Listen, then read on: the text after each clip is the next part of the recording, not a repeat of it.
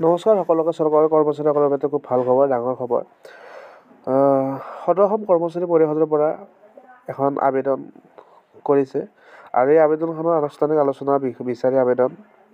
আৰু ইয়াতে লিখিছে যে মহোদয় সন্মানপূৰ্বক বিনীত নিবেদন যে সদৌ অসম কৰ্মচাৰী পৰিষদ ৰাজ্য চৰকাৰৰ স্বীকৃতিপ্ৰাপ্ত শ্ৰমিক কৰ্মচাৰী শিক্ষা বিষয়াৰ এক উমৈহতীয়া যৌথ সংগঠন জন্মলগ্নৰে পৰা পৰিষদে ৰাজ্যখনৰ কৰ্মচাৰী সমাজৰ স্বাৰ্থত মাননীয় মুখ্যমন্ত্ৰী মহোদয়ৰ লগত আলোচনাৰ জৰিয়তে সমস্যা সমাধানৰ পোষকতা কৰি আহিছে। সেয়েহে কৰ্মচাৰী সমাজৰ সমস্যা সমাধানৰ স্বাৰ্থত এক আনুষ্ঠানিক আলোচনা অনুষ্ঠিত কৰিবলৈ অনুৰোধ জনালোঁ। আৰু ইয়াৰ প্ৰথম প্ৰস্তাৱটো আছে এনেকুৱা ধৰণৰ যে নতুন পেঞ্চন ব্যৱস্থা বাতিল কৰি পুৰণি পেঞ্চন ব্যৱস্থা বাহাল ৰখা হওক। কেন্দ্ৰীয় চৰকাৰৰ শেহতীয়া কাৰ্যালয় স্মাৰক অনুসৰি 1 ফেব্ৰুৱাৰী 2005 আগতে নিযুক্তি প্ৰক্ৰিয়া আৰম্ভ হোৱা অসম চৰকাৰৰ শিক্ষক বিষয়া কৰ্মচাৰীসকলক পুৰণি পেঞ্চন ব্যৱস্থাৰ আওতালৈ অনা হওক। 3 নম্বৰ প্ৰস্তাৱটো এনেকুৱা কৰিছে যে 2013 চনৰ পৰা প্ৰাদেশিকৃত শিক্ষানুষ্ঠানসমূহৰ শিক্ষক কৰ্মচাৰীসকলক তেওঁলোকৰ চাকৰিৰ শেষ মাহৰ দৰমহা 50% মাহিলী পেঞ্চন হিচাপে মঞ্জুৰ কৰা হওক। 4 নম্বৰ প্ৰস্তাৱত উল্লেখ কৰিছে যে শিক্ষকৰ আৰ্জিত ছুটী 30 দিনলৈ বৃদ্ধি কৰা হওক। 5 নম্বৰ প্ৰস্তাৱটো আছিল যে বছৰ ধৰি একেটা পদকে কাৰ্যনিৰ্বাহ কৰি থকা বিভিন্ন বিভাগৰ কনিষ্ঠ অভিযন্তা শিক্ষকসকলক এক কেডাৰ পদ সৃষ্টিৰে পদোন্নতি দিয়া হওক।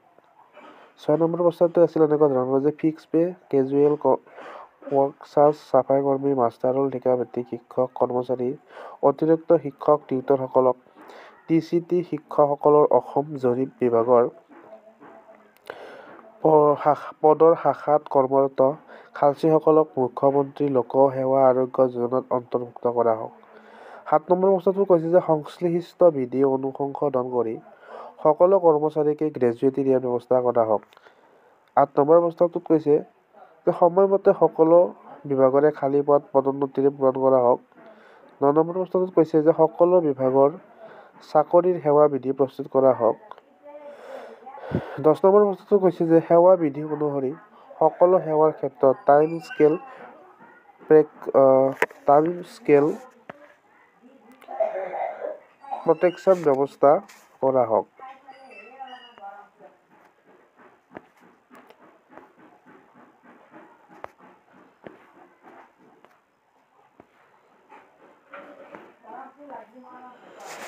নম্বৰ প্ৰস্তাৱটো অসম সচিবালয় আৰু অন্যান্য বিভাগত দীৰ্ঘদিন ধৰি কৰ্মৰত master roll, field pay, casual work charge, চাফাই কৰ্মী আৰু অসম জৰীপ বিভাগৰ শাখাত কৰ্মৰত খালচীসকলৰ সমাহাৰত ন্যূনতম দৰমহা 15,900 আৰু অন্যান্য ভাত্তা, ন্যূনতম পেঞ্চন, গ্ৰেজুৱেটি দিয়াৰ ব্যৱস্থা কৰা হওক। ঠিকাভিত্তিক নিয়োগ কৰা শিক্ষক কৰ্মচাৰী, অতিৰিক্ত শিক্ষক টিউটৰসকলক ICT শিক্ষকসকলৰ চাকৰি নিয়মীয়াকৰণ কৰা আৰু তেওঁলোকৰ বাবে অন্যান্য ভাত্তা, ন্যূনতম পেঞ্চন আৰু গ্ৰেজুৱেটি দিয়াৰ ব্যৱস্থা কৰা হওক। উচ্চ মাধ্যমিক বিদ্যালয়ত কৰ্মৰত অৰ্হতা সম্পন্ন শিক্ষকসকলক বিষয় শিক্ষক পদলৈ উন্নীত কৰা হওক। 5টা বা ততোধিক শ্ৰেণী থকা সকলো বিদ্যালয়ত সহকাৰী প্ৰধান শিক্ষক বা উপাধ্যক্ষৰ পদ সৃষ্টি কৰা হওক।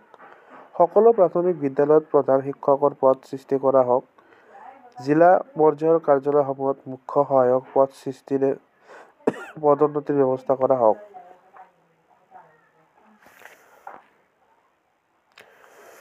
লগতে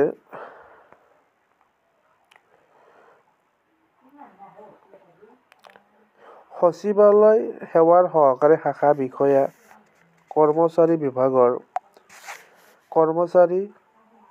সচিবালয় সেৱাৰ সহকাৰী শাখা বিষয়া মুৰব্বী বিভাগৰ জ্যেষ্ঠ সহায়ক, জিলা পৰ্যায়ৰ কনিষ্ঠ সহায়ক, জ্যেষ্ঠ সহায়ক আৰু গ্ৰেড পে ব্যক্তিগত পদত কৰ্মৰত তৃতীয় আৰু চতুৰ্থ বৰ্গৰ কৰ্মচাৰীসকলকো সময়মতে পদোন্নতি প্ৰদান কৰা হওক। লগতে উচ্চ আৰু উচ্চতৰ মাধ্যমিক বিদ্যালয়ত কৰ্মৰত সহায়কসকলক বিশেষ ভাত্তা আৰু শিক্ষাগত অৰ্হতা অনুসৰি গ্ৰেড পে দিয়াৰ ব্যৱস্থা কৰা হওক। এইখিনি সদৌ অসম যি আমাৰ কৰ্মচাৰী পৰিষদ আছিল তেখেতসকলৰ এটা দাবী আছিল। অসমৰ মাননীয় মুখ্যমন্ত্ৰী মহোদয়লৈ এইটো দাবী তেখেতসকলে লিখিছে। যদি ভিডিঅ'টো ভাল লাগিছে অনুগ্ৰহ কৰি শ্বেয়াৰ আৰু ছাবস্ক্ৰাইব কৰিব নাপাহৰিব। ধন্যবাদ।